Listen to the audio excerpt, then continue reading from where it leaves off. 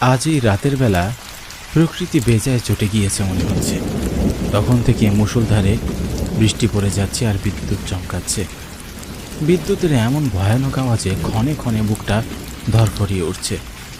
ঘরে শুধু আমি আর আমার বউ মালতী বসে আছি বিছানার উপর। বাড়ি থেকে সে জানালা দিয়ে শো শো করে বাতাস ঢুকছে ঘরের ভেতর, আর ঝিরিঝিরিয়ে বৃষ্টির ফুটা এসে লাগছে শরীরে। ভাবছিলাম কিছু টাকা হলে ঘরটাকে সারাব, কিন্তু দই বিক্রি করে আর কতই বা রোজগার হয়। যখন বড় বড় অর্ডার আসে তখন কিছু ভালো যায়, তারপর আবার যাচ্ছে তাই অবস্থা হয়ে যায়। পাশে আমার স্ত্রী মালতী বসে আছে। মালতী হঠাৎ বলে উঠল, বাইরে কি ভীষণ বৃষ্টি হচ্ছে। এই বৃষ্টিতে একটু খিচুড়ি আর মাছ ভাজা হলে জমে যেত। তা বেশ তো, ঘরে চাল ডাল তো সবই আছে, মাছও হয়তো এনে দিয়েছিলাম গতকাল, চটপট করে ফেলো। মরণ, এই বৃষ্টিতে এখন আবার হেসে লেগে যাবে শুনি। বাইরে কি বড় বড় বাস পড়ছে, শুনলেই তো বুকের ভেতরটা কেঁপে ওঠে। তার ভেতর তুমি আমাকে রান্না করতে বলছো বাইরে গিয়ে। বলি, আমার কি প্রাণের ভয় নেই নাকি? তুমি তো বললে খিচুড়ি আর মাছ ভাজা খেতে চাও, এবার খেতে চাইলে তো রান্না করতেই হবে। থাক বাবা, আমার খিচুড়ি আর মাছ ভাজা খেয়ে কাজ নেই। এই এত বৃষ্টিতে ঘরের বাইরে কেউ পা রাখে? মালতীর কথা শুনতে শুনতে হঠাৎ দরজায় আওয়াজ। এত রাতে মুষলধারে বৃষ্টির মাঝে কে আসবে? প্রথমে আওয়াজ শুনে একটু ঘাবড়ে গিয়েছিলাম, কিন্তু এরপর মনে হলো কেউ বিপদে পড়েনি তো। মালতী অবশ্য কয়েকবার দরজা খুলে বারণ করলো, কিন্তু এত রাতে যদি কেউ বিপদে পড়ে তাহলে তাকে তো সাহায্য করা উচিত। এই ভেবে আমি দরজা খুললাম। আশ্চর্যের ব্যাপার হলো কাউকেই দেখতে পেলাম না। এত রাতে যদি কেউ এসেই থাকে তাহলে কোথায় গেল? এটা আমার মনের ভুল হতেই পারে না, কারণ আমার সাথে সাথে মালতীও শুনেছি। আমি ঘর থেকে এক পা দু পা করে বেরিয়ে আশেপাশে তাকালাম, না, কাউকেই দেখতে পেলাম না। হঠাৎ নিচে তাকিয়ে দেখি একটা খামটা দেখে ভীষণ অবাক হলাম। এত রাতে চিঠি কে দিল? সামনেও এলো না, চিঠি দিয়েই উধাও হয়ে গেল নাকি? আর কোনো কিছু না ভেবে চিঠিটা হাতে তুলে ঘরের ভিতরে এসে দরজা লাগিয়ে দিলাম।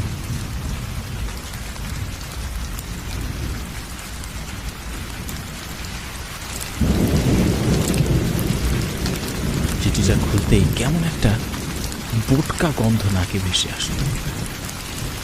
অনেকদিন ধরে চাপা পড়ে থাকা কোনো এক পুরনো চিঠিতে যেমন গন্ধ থাকে, ঠিক তেমন। চিঠিতে লেখা, আমাকে আপনি চিনবেন না, আমি আগে গ্রামে থাকতাম, কিন্তু তারপরে আমার সম্পূর্ণ পরিবার নিয়ে শহরে চলে এসেছি। 2 দিন পর আমার মেয়ের বিয়ে, তাই অনেক দইয়ের প্রয়োজন। শুনেছি গ্রামে নাকি বর্তমানে আপনি সব থেকে সেরা দইওয়ালা। আমার 20 ভাঁড় দই দরকার। আগামীকাল আপনি দই বানিয়ে রাখবেন, আমার লোক এসে নিয়ে যাবে। আর দই যদি খুব ভালো হয় তাহলে আরও বকশিশ দেব। আগামীকালকে দুপুরে আমার লোক যাবে, তার আগে সব প্রস্তুত রাখবেন। চিঠিটা পড়ার পর আমার চোখটা চকচক করে উঠল। আগে পিছু কিছু না চিন্তা করেই দই বানাতে বসে গেলাম।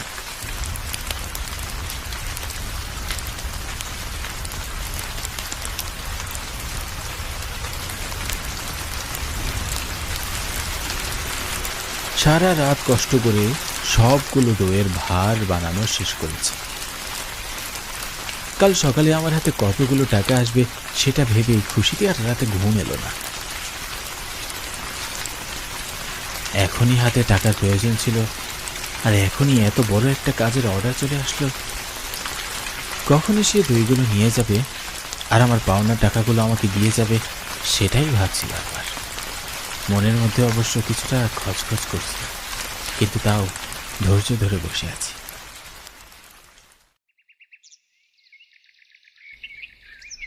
আস্তে আস্তে সকাল গড়িয়ে দুপুর হলো, দুপুর গড়িয়ে বিকেল, আর বিকেল গড়িয়ে রাতও এলো, কিন্তু দই নিতে কেউ এলো না। এটা দেখে আমার মন ভীষণ খারাপ হয়ে গেল। ভাবলাম এতগুলো টাকার দই আমি শুধু শুধু বানালাম। আমাকে স্বস্তি দিয়ে রাতের বেলা আবারও দরজায় ঠকঠক আওয়াজ এলো।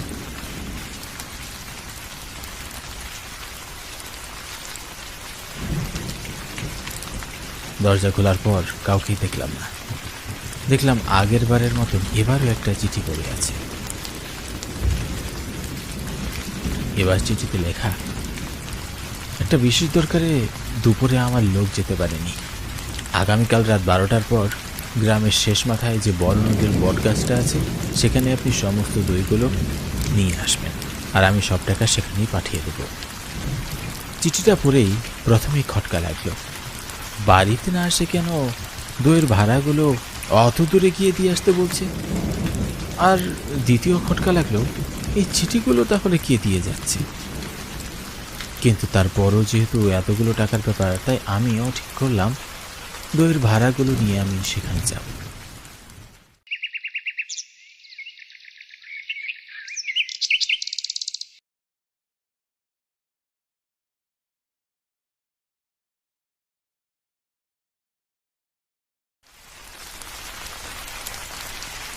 পরদিন রাত 12টার পর যথারীতি আমি আমার ভ্যানে 20 ভরা দই নিয়ে রওনা দিলাম পাশের গ্রামের বড় নদীর কাছে। রাতে টিপটিপ করে বৃষ্টি পড়ছিল। এই বৃষ্টিতে দইগুলো ভেজে আবার নষ্ট না হয়ে যায়, তাই দ্রুত ভ্যান চালাচ্ছে। বিদ্যুৎ চমকাচ্ছে ঘন ঘন। বোধ হয় এই বুঝি জোরে বৃষ্টি নামবে। আমি যত দ্রুত সম্ভব ভ্যান চালাচ্ছিলাম, কিন্তু হঠাৎ কে যেন সামনে এসে পড়ায় ধাপ করে ভ্যানটা থামিয়ে দিল। বুকের ভেতরটা কেমন কেঁপে উঠল। হুট করে কেউ সামনে চলে আসে, কিন্তু এই লোকটাকে আপাতমস্তক চাদর মুড়ি দেওয়া দেখে মনে হচ্ছে বৃদ্ধ লোক। মুখটা ঠিক তেমন দেখা যাচ্ছে না। আমার ভ্যান থামিয়ে আমার সামনে এসে লোকটা কর্কশ কণ্ঠে বলল, একটু সামনে পর্যন্ত এগিয়ে দেবে বাবা। কে আপনি? এ সময় কোত্থেকে গেলেন? আমি থাকি পাশের গ্রামে। এই গ্রামে এসেছিলাম একটা জরুরি কাজে, কিন্তু ফিরতে বেলা হয়ে গেল। আমি এই গ্রামের শেষ মাথায় বড় নদীর সামনে, ওখানেই নেমে যাব। তাই নাকি? আমিও তো বড় নদীর বট গাছের কাছেই যাচ্ছি। যাক, অবশেষে লোক পাওয়া গেল সাথে। এবার আর ভয় করবে না। কাছে বসুন, উঠে বসুন।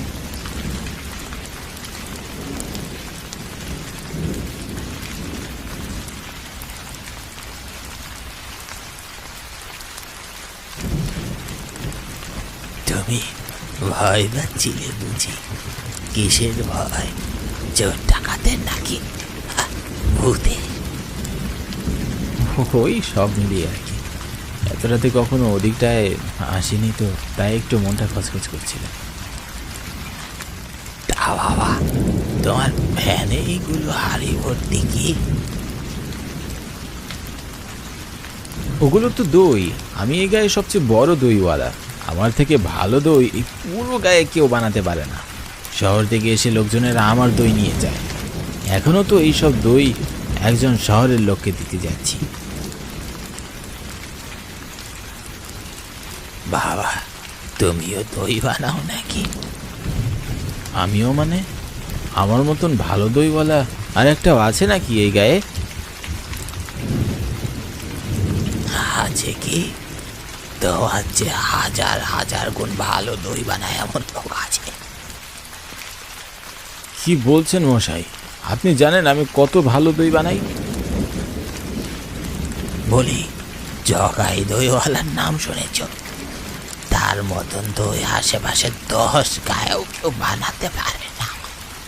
আর তুমি কালকে ছোকরা বলছো তুমি এখানকার সব থেকে ভালো দই বানাও? আসলে কার নাম বললেন আপনি? জগাই দইওয়ালা? তাকে আপনি চিনলেন কি করে?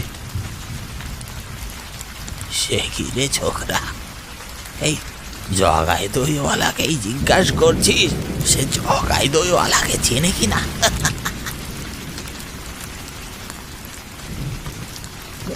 মানে কি বলছেন কি আপনি? বিশেষ হচ্ছে না, তবে পেছনে ঘুরে দেখ আমি কে। তবে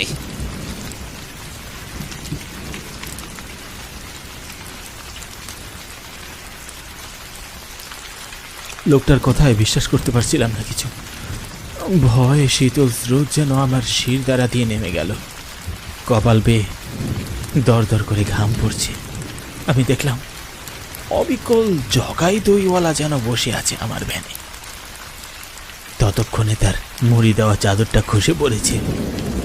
তার কঙ্কাল সার চেহারা, চোখ দুটো যেন রক্তবর্ণ, চোখের মনি যেন খাজা থেকে বের হয়ে আসতে চাইছে। রক্তহীন সাদা ফ্যাকাশে চেহারা, চোখের কোঠর থেকে যেন টিপ টিপ করে রক্ত বেরোচ্ছে তার। আর গলায় ভয়ানক মোটা দড়ির দাগটা স্পষ্ট হয়ে আছে। আমি আর নিজের চোখকে বিশ্বাস করতে পারছি না। মনে হচ্ছে আমি কোনো ভুল দেখছি, কিন্তু ঠিক দেখছি নাকি ভুল দেখছি সেটা বিচার করার সময় এখন আমার কাছে নেই। চোখ বন্ধ করে এক দৌড় দিলাম সেখান থেকে। চারপাশের বাতাস ধীরে ধীরে ঘন হয়ে আসতে শুরু করল। কখন যে আমি নদীর পাড়ে এসে পড়লাম নিজেই মনে করতে পারছি না। চোখ খুলে চারপাশে দেখলাম কোথাও লোকটা নেই। কিন্তু আমি এত বড় মনের ভুল কিভাবে করতে পারি সেটাই ভাবছি। কি হচ্ছে কি এসব? যখনই আমি এসব ভাবছিলাম তখনই আমার পিঠে একটা ঠান্ডা বরফ শীতল হাত এসে পড়ল।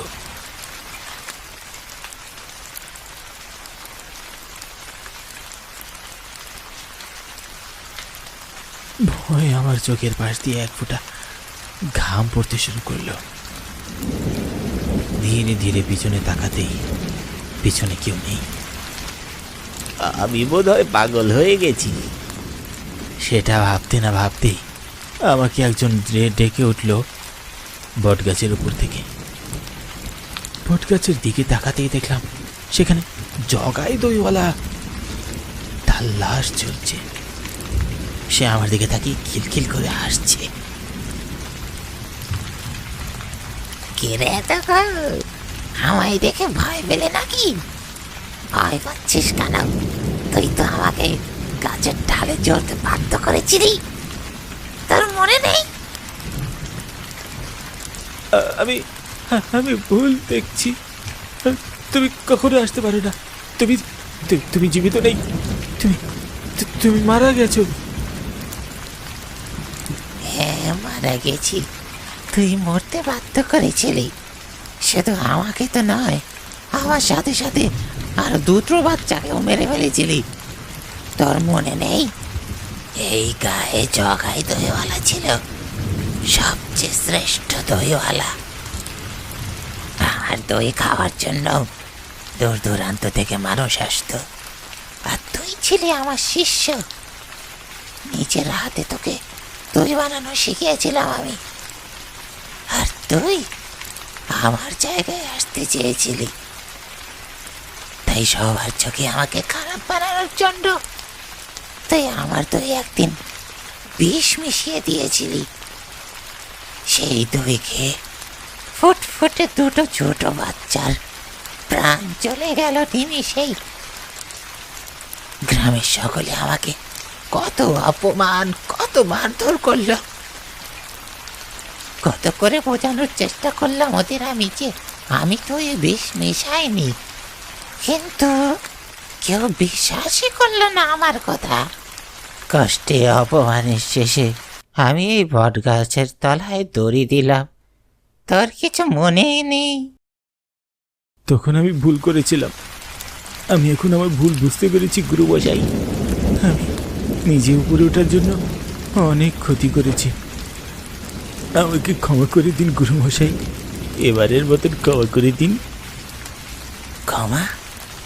আমি তোকে ক্ষমা করলেও যেই দুটো নিষ্পাপ শিশুর প্রাণ তুই নিয়েছিলি, ওরা তোকে ক্ষমা করবে ভেবেছিস? না, তোর পাপের ক্ষমা হয় না, শাস্তি তো তোকে পেতেই হবে। আর এই কাছেই আমারই মতন তোকেও মরতে হবে। না না, এ হতে পারে না। আমি মরতে চাই না, আমি বাঁচতে চাই, আমি বাঁচতে চাই গুরুমশাই, আমাকে ক্ষমা করে দিন।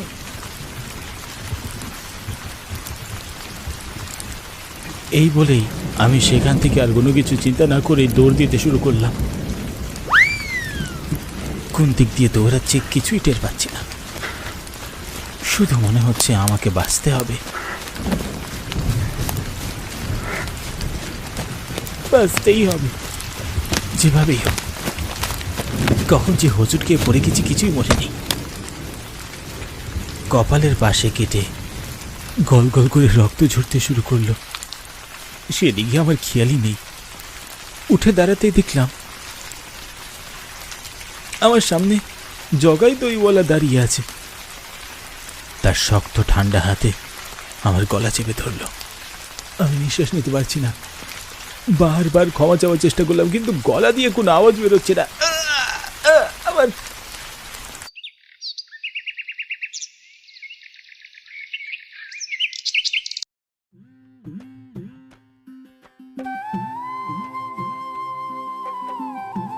না, এ গায়ে সকল দইওয়ালা এখানে এসে দড়ি দেয় কেন বুঝতে পারি না। হ্যাঁ, কিছু বছর আগে এখানেই তো জগাই দইওয়ালা নামের সেই লোক দড়ি দিয়ে মারা গিয়েছিল। কি যে হয়েছে এদের কে জানে।